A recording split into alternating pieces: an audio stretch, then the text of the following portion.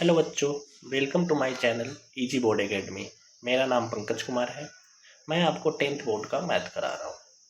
Chapter 1, chapter 2 NCERT का video मैं डाल चुका हूँ। ये चैप्टर 3 के लिए है। ये चैप्टर 3 का बस इंट्रोडक्शन वीडियो होगा। इसके बाद 3.1, 3.2, 3.3 ऐसे करेंगे। इसमें हम इस चैप्टर का इंट्रोडक्शन, थ्योरी, जो भी फॉर्मूले वगैरह, रूल्स वगैरह होंगे वो हम देखेंगे। आइए स्टार्ट करते हैं।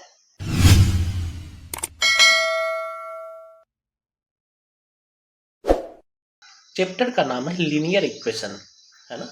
Pair of linear equation in two variable, है ना। तो लीनियर इक्वेशन क्या होता है, सबसे पहले हम ये समझेंगे।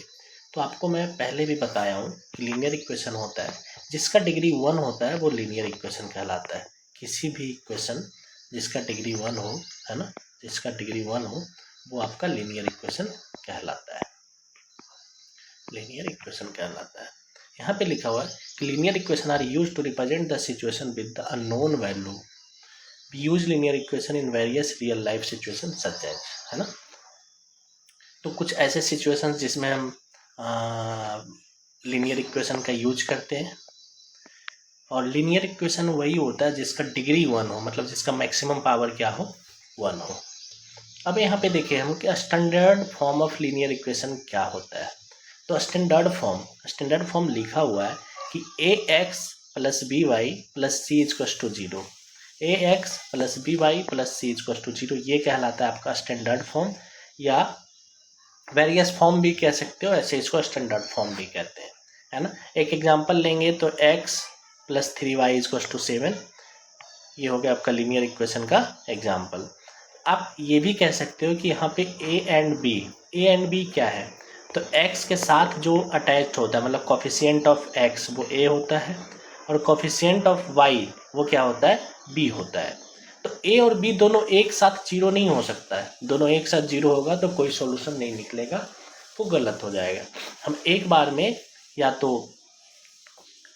ए को जीरो ले सकते हैं या तो बी को जीरो ले सकते हैं, दोनों को एक साथ जीरो हम नहीं ले सकते हैं। अब जो चैप्टर का नाम है हमारा pair of linear equation in two variable, है ना।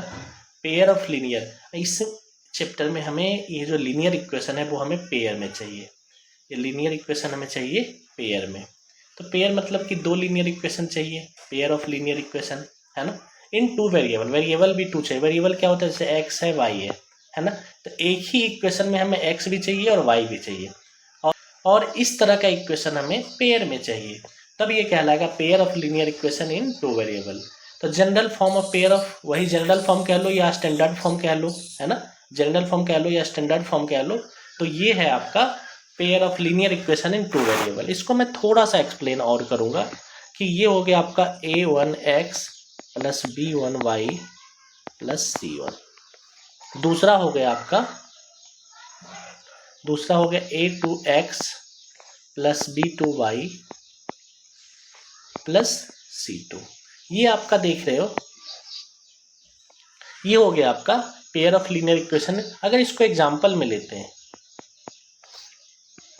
अगर इसका एक हम एग्जांपल लेते हैं, 2x plus 3y plus 4 equals to 0, 5x plus 6y plus 7 equals to 0, ये है। तो आप देखो कि यहाँ पे a1x है ना, a1x। तो यहाँ अगर a1 की बात करेंगे तो x के साथ जो अटैच है coefficient of x equals to a1, तो ये कितना हो जाएगा भाई, तो ये हो जाएगा आपका 2।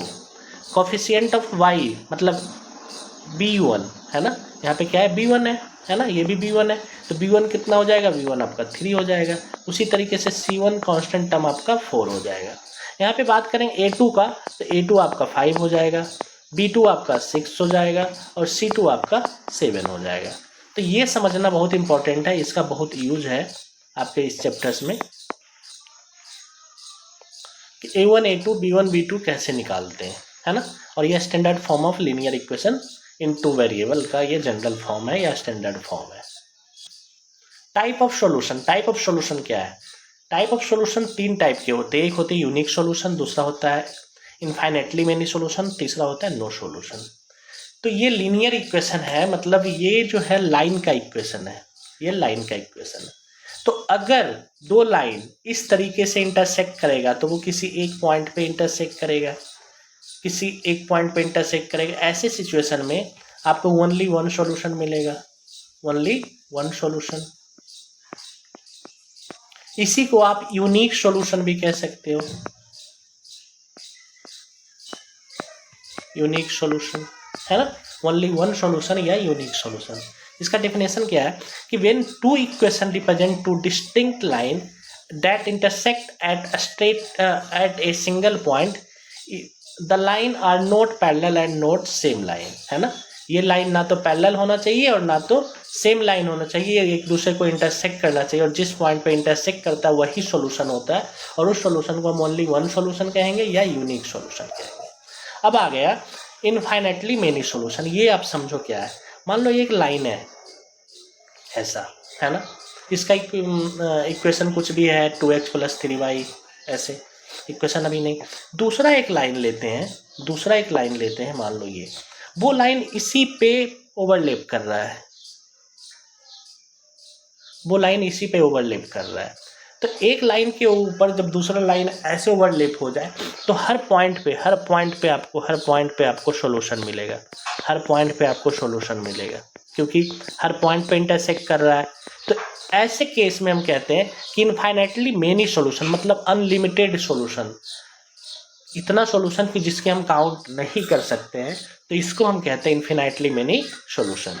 If two linear equations represent the same line, दोनों सेम लाइन है तभी तो ओवरलैप करेगा।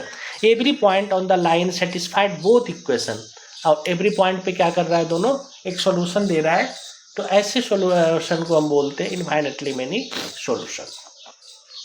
नो सॉल्यूशन में क्या होता है समझो आप। नो सॉल्यूशन में मान लो दो लाइन है और दोनों पैरेलल लाइन है, दो लाइन है दोनों पैरेलल लाइन है ना। ये दोनों का डिस्टेंस ऑलवेज क्या होगा, इक्वल होगा, दोनों का डिस्टेंस ऑलवेज इक्वल होगा। तो इस टाइप के लाइन को हम कहते हैं पैरेलल लाइन, है ना। और ये कभी भी आपस में इंटरसेक्ट नहीं करेगा, तो यहाँ पे होता है नो सॉल्यूशन। क्या हो जाता है, नो सॉल्यूशन हो जाता है। Graphical representation of linear equation, ये थोड़ा सा लेंदी प्रोसेस होता है। इसमें 3-4 मेथड समझना है सॉल्व करने का, जिसमें सबसे पहला मेथड यही है। ये थोड़ा लेंदी है, आइए हम इसको समझते हैं। When two graph equation in two variables, the result is a straight line. For a pair of linear equation, be considered the following possibilities.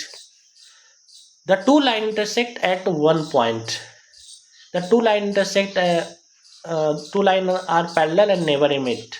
The two line are coincident, meaning they overlap completely. ये तीनों चीजें हम समझ चुके हैं अभी। तीनों हम इंटरसेक्टिंग का समझ गए, हम पैरेलल का समझ गए, हम कोइंसिडेंस का भी समझ गए, है ना। तो पहले केस में यूनिक सॉल्यूशन मिलता है, दूसरे केस में इनफिनाइट मेनी सॉल्यूशन मिलता है, तीसरे केस में नो सॉल्यूशन मिलता है, ये भी हम समझ गए। अब देखो आप ग्राफिकल रिप्रेजेंटेशन कैसे हम बनाते हैं। मान लो आपको दो इक्वेशन दिया हुआ है, 3x - 4x + 3, 3x + 4y - 21, दो इक्वेशन दिया हुआ है।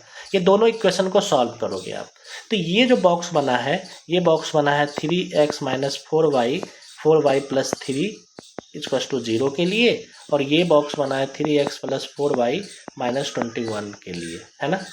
Steps, find 2 point for each equation, है ना।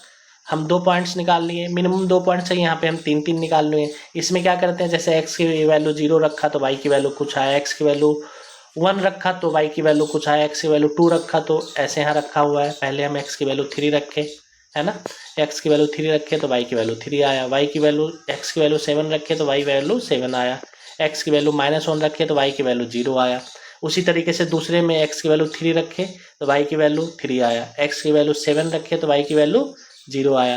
तो इस तरीके से हम 3 पॉइंट निकाल लिए हैं। अब इन तीनों पॉइंट्स, जैसे मान लो यहाँ पे कोऑर्डिनेट क्या बन गया, तो पहला कोऑर्डिनेट आपको मिल गया 3 और 3, सेकेंड कोऑर्डिनेट आपको मिल गया 7 और 6, और थर्ड कोऑर्डिनेट यहाँ पे मिल गया -1 और 0, -1 और 0। अगर यहाँ का कोऑर्डिनेट आप देखो तो 3 और 3, 7 0 7 0, और दूसरा है 11 - 3, 11 - 3। ये कोऑर्डिनेट मिल गया। अब इस कोऑर्डिनेट के हेल्प से हम ग्राफ को रिप्रेजेंट करेंगे। देखिए ये जो पहला है, पहला आपको मिल गया 3 और 3, तो 3 और 3 आपका कहाँ पे होगा, 3 और 3 आपका यहाँ पे होगा, ये है ना, ये है। फिर दूसरा क्या है 7 0, 7 0 ये वाला पॉइंट है ना। और फिर 11 3 x का वैल्यू 11, y की वैल्यू 3। हम नहीं दिखाया, 2 ही दिखाया है, ठीक है। दूसरे में देखें 3 और 3 यहीं पे आएगा, और 7 और 6, x की वैल्यू 7, y की वैल्यू 6, तो ये चला जाएगा आपका, ये हो गया आपका 7 और 6। तो इसको हमने ऐसे लाइन बना लिया ऐसे, ठीक है।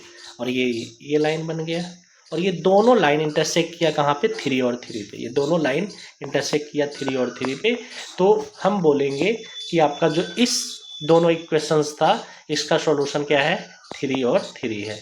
मतलब x की वैल्यू भी क्या है, 3 है, और y की वैल्यू भी क्या है, 3 है। तो इस तरीके से ग्राफिकल वैल्यू से हम, मतलब जहाँ पे ये इंटरसेक्ट कर रहा है, और इंटरसेक्ट करने वाला कोऑर्डिनेट अगर आप फाइंड कर लिए, तो वही इसका क्या हो जाता है, सॉल्यूशन हो जाता है। तो यहाँ पे x की वैल्यू भी 3 आ गई और y की वैल्यू भी 3 आ गया। ये आपका पॉइंट, जो पॉइंट ऑफ इंटरसेक्ट है, यही इसका सॉल्यूशन है। Algebraic method of solving linear equation, graphical method हम समझ चुके हैं, है ना, ग्राफिकल मेथड हम समझ चुके हैं। अलजेब्रिक मेथड में कुछ और मेथड्स हैं, जैसे है एक सब्स्टिट्यूशन मेथड, है ना। एक है सब्स्टिट्यूशन मेथड, दूसरा है एलिमिनेशन मेथड। पहले एक था क्रॉस मल्टीप्लिकेशन मेथड, वो अब नहीं है सिलेबस में, अब तो 2 ही समझना है। एक है सब्स्टिट्यूशन मेथड, दूसरा है एलिमिनेशन मेथड। तो ये जैसे 3.2 है आपका, उसमें हम सब्स्टिट्यूशन मेथड समझ लेंगे, और 3.3 में हम एलिमिनेशन मेथड समझ लेंगे। ये बेटर रहेगा कि हम वहीं पे समझें, यहाँ पे देखो फिर वहाँ पे जाओ तो भूल ही जाओगे। तो ये चीज़ें हम वहीं पे समझेंगे, सब्स्टिट्यूशन मेथड और एलिमिनेशन मेथड। बाकी ग्राफिकल मेथड का यूज़ 3.1 में ही है, तो इसलिए मैं उसको समझा दिया। आइए इस टेबल को समझते हैं। जैसे कि मैं अभी आपको बताया कि A1 A2 कैसे निकलता है, आपको बताया मैंने कि A1 अपॉन में A2 not equal to B1 upon में B2 हो रहा है, तो इंटरसेक्टिंग लाइन है। Exactly one solution, only one solution, unique solution, या एग्जैक्टली वन सॉल्यूशन कह सकते हो। सिस्टम इज कॉन्सिस्टेंट होता है ना, ये ध्यान रखना। अगर तीनों इक्वल है तो कॉन्सिडेंट लाइन है, ठीक है। तीनों इक्वल है तो कॉन्सिडेंट लाइन है, इनफाइनेटली मेनी सॉल्यूशन है, और सिस्टम इज कॉन्सिस्टेंट होता है। ये दोनों में कॉन्सिस्टेंट होता है, क्योंकि दोनों में सॉल्यूशन है। जिसमें सॉल्यूशन नहीं होता है उसमें इनकॉन्सिस्टेंट होता है सिस्टम, है ना। जैसे पैरेलल लाइन का है A1 A2 B1 B2 not equal to C1 C2, तो यहाँ पे हो जाता है ये पैरेलल लाइन, नो सॉल्यूशन, और system is inconsistent, system is inconsistent. तो A1 A2 equal to B1 B2 not equal to C1 C2, ये तीनों को हम एक एग्जाम्पल से समझेंगे, है ना। आइए हम समझते हैं। एक एग्जाम्पल लेते हैं, 2x plus 3y equal to 6। Second equation लेते हैं, 3x plus 4y equal to 7। अब यहाँ पे देखें हम A1, तो x के साथ क्या है, 2 है। B1 तो y के साथ क्या है, 3 है। और C1 आपका क्या है, 6 है। C1 आपका ये कहलाता है कांस्टेंट टर्म। A2 का बात करें तो 3 है, B2 का बात करें तो 4 है, और C2 का बात करें तो 7 है। तो A1 A2 क्या है, A1 अपॉन में A2 अगर करें तो 2/3 हो जाएगा। अब B1 B2 क्या है, 3/4 है। C1 C2 क्या है, 6/4 है। तो क्या A1 A2 equal to B1 B2 है, 2/3 इक्वल टू 3/4 है, तो ये इक्वल नहीं है। और जब ये इक्वल नहीं है, A1 A2 not equal to B1 B2, आप लिख सकते हो A1 A2 not equal to B1 B2, है ना। अगर ये केस हो गया A1 A2 not equal to B1 B2, तो C1 C2 को आपको देखना ही नहीं है। यही पे आपको सॉल्यूशन मिल गया कि ये इंटरसेक्टिंग लाइन है। क्या है ये, इंटरसेक्टिंग लाइन है, ये ओनली वन सॉल्यूशन। और क्या बोलोगे इसको, यूनिक सॉल्यूशन।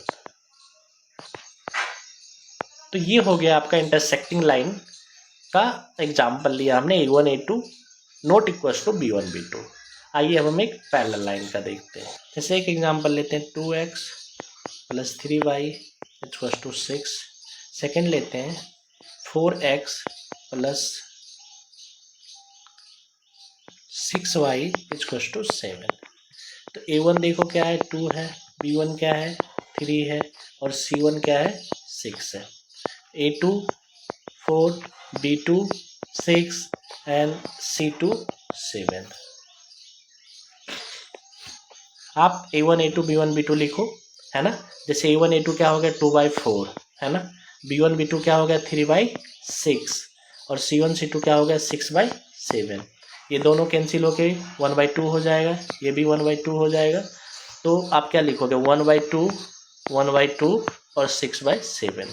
तो ये इक्वल है और ये नॉट इक्वल्स टू है ना। ये इक्वल है और ये नॉट इक्वल्स टू है, ये निकल गया। तो आप लिखोगे a1 अपॉन में a2 equals to b1 upon में b2 और not equals to c1 upon में c2। ये इक्वल नहीं है। तो जब ये इक्वल नहीं है तो ये क्या हो गया, ऐसे कंडीशंस को हम पैरेलल लाइन कहते हैं। क्या कहते हैं, पैरेलल लाइन, है ना। कैसा लाइन बन गया ये, पैरेलल लाइन और नो सॉल्यूशन, नो सॉल्यूशन। जब पैरेलल लाइन होगा तो ये कहीं भी आपस में इंटरसेक्ट नहीं करेगा और ऐसे केस में नो सॉल्यूशन होता है ना। ऐसे केस में नो सॉल्यूशन होता है, ये पैरेलल लाइन है ना। थर्ड एग्जांपल देखते हैं कोइंसिडेंट लाइन का। तो यहाँ पे a1 क्या हो गया, a1 हो गया आपका 2, b1 हो गया आपका 3, b1 हो गया आपका 3 और c1 हो गया आपका 6। a2 क्या हो गया भाई, तो a2 हो गया 4, b2 क्या हो गया, b2 हो गया 6 और c2 हो गया आपका 12। a1 a2 b1 b2 c1 c2, है ना, ये लिखेंगे। तो ये a1 a2 है 2/4, ये क्या है 3/6 और ये क्या है 6/12। जब इनको कैंसिल करोगे तो सब में 1/2 1/2 1/2 आ जाएगा। तो a1 a2 1/2, b1 b2 1/2, c1 c2 1/2 और तीनों आपस में इक्वल है। तीनों आपस में क्या है, इक्वल है। तीनों आपस में इक्वल है। तो आपका कंडीशन फॉलो हो गया, a1 अपॉन में a2 b1 अपॉन में b2 equals to c1 upon में c2। ये कंडीशन फॉलो कर रहा है ये इक्वेशन, है ना। तो आपका हो गया क्या, कोइंसिडेंट लाइन हो गया, है ना। इनफाइनेटली मेनी सॉल्यूशन हो गया, मेनी सॉल्यूशन हो गया। और लाइन कैसा हो गया, एक दूसरे पे ओवरलैप, इसको कोइंसिडेंट लाइन कहते हैं, ऐसा, है ना। तो एक लाइन मान लो कि यहाँ तक है, दूसरा लाइन ये है ना, ये, है ना। दोनों लाइन एक ही लाइन पे ओवरलैप कर रहा है। तो ऐसे कंडीशन में इनफाइनाइटली मेनी सॉल्यूशन कहते हैं। हर पॉइंट पे आपको एक सॉल्यूशन मिलेगा, इसीलिए इसको इनफाइनाइटली मेनी सॉल्यूशन कहते हैं। ओके, हम तीनों को एग्जांपल से समझे। तो इसी के साथ हमारा इस चैप्टर का जो इंट्रोडक्शन पार्ट था वो ख़त्म हुआ। अब हम 3 एक्सरसाइज 3.1, 3.2, 3.3 करेंगे। 2 मेथड बचा है, एक सब्स्टिट्यूशन मेथड, एक एलिमिनेशन मेथड, वो हम एक्सरसाइज में ही समझेंगे। और ग्राफिकल मेथड थोड़ा सा समझे हैं और बाकी एक्सरसाइज में हम सारे क्वेश्चन को ग्राफिकल मेथड से करेंगे। ओके, वीडियो अगर आपको पसंद आए तो लाइक करें, शेयर करें, चैनल को सब्सक्राइब करें। डाउट हो तो कमेंट करें। वीडियो अच्छा लगे